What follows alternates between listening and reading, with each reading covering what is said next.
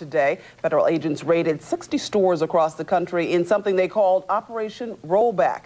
They rounded up more than 300 people they say never should have been working for the company and never should have been in the country. Action News with live local coverage now from the Walmart in East Syracuse. And that's where Kevin Schenk is standing by with late-breaking details. Kevin. Well, Jackie, apparently this Walmart here in East Syracuse was one of the lucky ones overnight. They were not raided by the feds, but just to the east of us in the Albany area, several stores there got themselves busted. Now, federal officials are telling news agencies today that these workers who were taken into custody were considered illegal immigrants who got themselves jobs as part of a Walmart cleaning crew. These crews, though, are hired by outside contractors, and they are not specifically employees of Walmart itself. They usually work during most of the overnight hours. Now, along with the raids in nearly 24 states, corporate offices in Arkansas were also raided, where worker records were seized there. Although Central New York was not targeted, the company is now reeling from this bust. And we spoke with one former Walmart employee here in Central New York today who says these raids by the feds are going to give the company a black eye. First of all, because it's taking jobs away from people who are not immigrants and who need jobs to support their family. Second of all, it's bad for business. I mean, it doesn't make them look very good.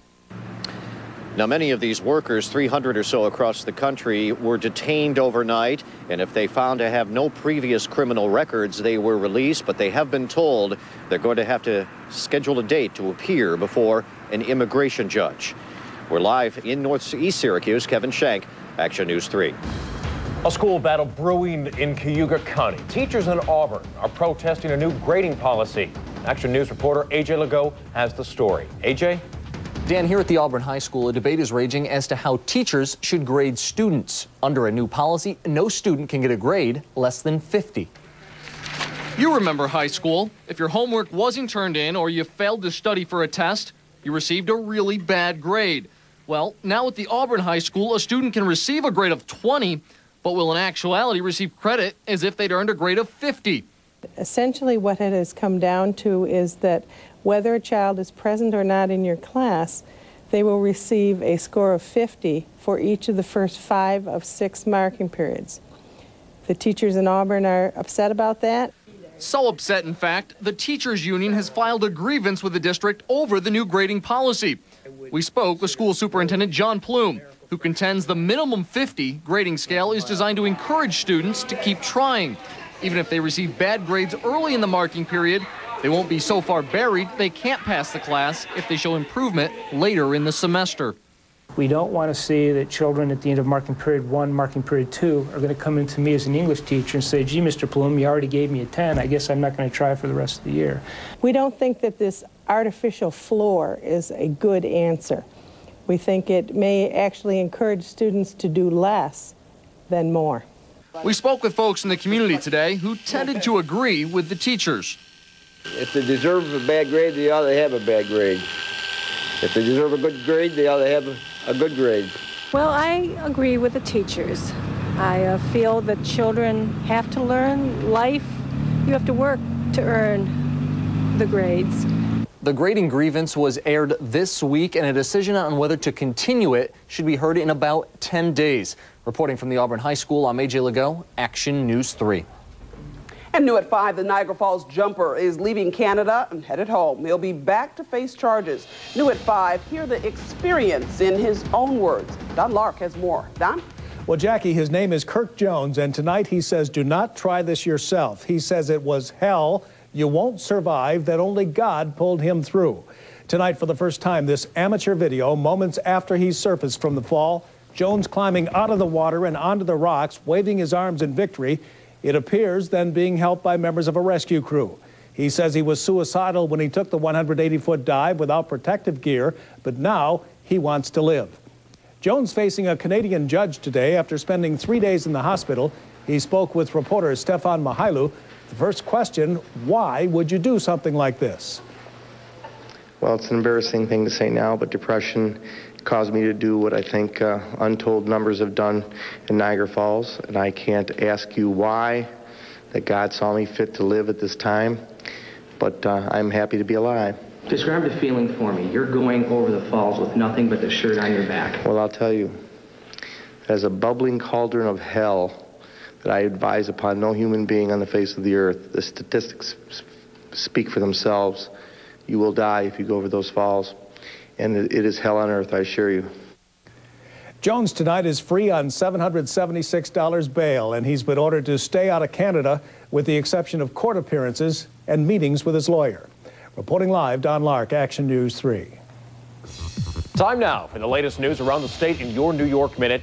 Cornell's getting some cash to train those teachers who will then give back. The National Science Foundation is giving the Ithaca School $322,000, which will in turn be given to 6 student-teacher trainees for the next 4 years.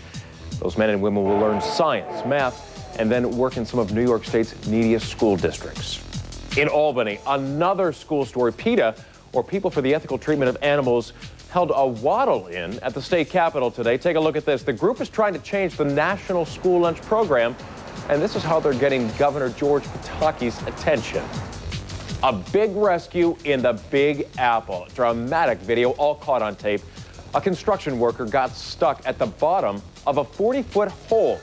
Rescue crews arrived but had trouble figuring out just how to get him out. Finally, they used a crane to get a stretcher all the way down, loaded him on, took him to the hospital. Doctors think he'll be okay, but of course, they are keeping a very close eye on his recovery. And that's the latest news in your New York Minute.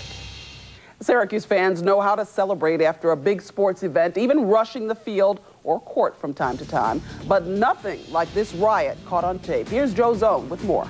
Joe? You could say that football fans at West Virginia got a little bit carried away last night. Hundreds of West Virginia students rushed onto the field after the Mountaineers had just upset Virginia Tech, the third-ranked team in the country. Fans wanted to tear down the goalpost, but police armed with pepper spray stopped them. Some players and coaches from West Virginia who hung around after the win were accidentally sprayed. On the West Virginia campus, more than 100 small fires were set, but all were quickly put out. Students who can be identified could be expelled. SU knows what it's like to play down at West Virginia. The Orangemen lost there last season, 34-7. This year, the West Virginia game is at home on November 22nd. And just maybe you bailed out last night in the World Series and missed this. Alex Gonzalez led off the bottom of the 12th for the Florida Marlins by hitting a home run. It gave the Marlins a 4-3 win, and it came after the Yankees had tied the game with 2 outs in the 9th with a 2-run double from Ruben Sierra. The Super Series is now tied 2 games apiece. Reporting live, Joe Zone, Action News 3. Well, you have to be pretty brave or courageous, pick your own descriptive, to interrupt the leader of the free world. But that's exactly what happened in Australia. A senator there started yelling during President Bush's remarks on Iraq. We must know firsthand. Will resume her seat. Sergeant will remove Senator Nettle. Senator Nettle will resume her seat. The President has the call. Senator Nettle is warned. Sergeant will remove Senator Nettle. I love free speech.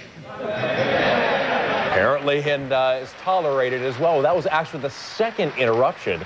2 Australian senators were escorted out and suspended for a day. Miss Hammond, that code is red and it says to take care of it immediately. It's not Big Brother, it's automated assistance. And this computer could save your life. We'll explain. Rocking at the Rockefeller Ring. We'll take you to New York City for a seasonal celebration. Rescue crews rush to help the man on board this boat as it goes up in flames. Action News across America. A student takes a much-needed leave of absence. He'll have to defend himself against pipe bomb charges. You're watching live, local late-breaking news, live at 5.